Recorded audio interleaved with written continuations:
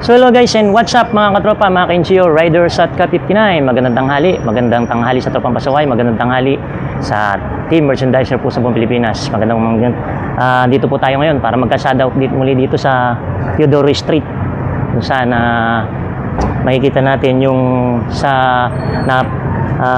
aksidenteng gumuho yung ginagawang building yata doon sa gawin doon. Pero hindi tayo makapasok doon guys kasi mahirap na kasi may mga bawal na area na hindi natin pwedeng pasukin, pero nakita naman natin at nabidyuhan kahit malayo siya.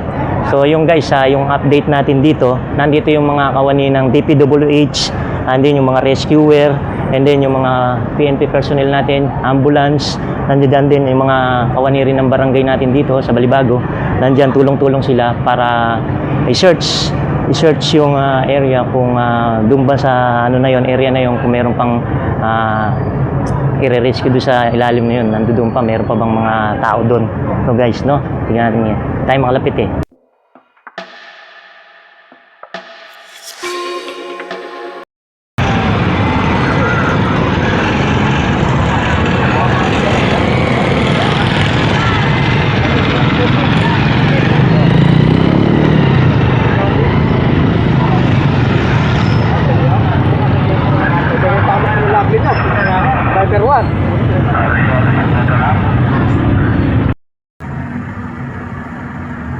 Ito yung gumuhong gusali ito.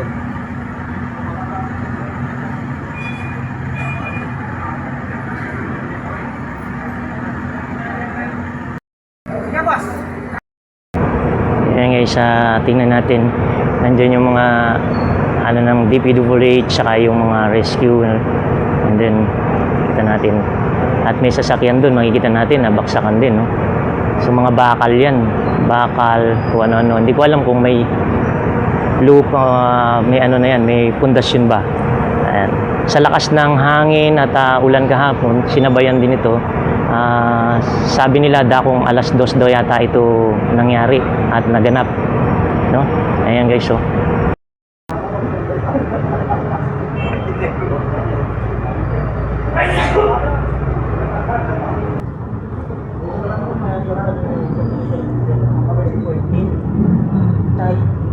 yung mga tiga BFP natin at may kasama silang K9 dog para i-search yung lugar.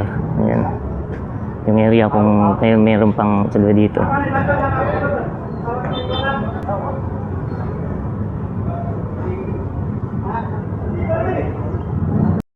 So ayan guys, kahit pa paano nakapag-kalsada update tayo dito sa Teodoro Street, Balibago, Angeles City, kung saan nandito yung pinasila natin at pinuntahan at para makapag-update tayo kahit maikli lang dito sa may gumuhong gusali dito sa may parte ng Teodoro Street, ang Balibago, Angeles City, kung saan nandito na yung mga kinukulan natin, yung mga rescuer, yung mga tiga DPWH at sa mga kawani ng barangay po dito. Nandito po sila lahat at ang mga kapulisan po natin nandito.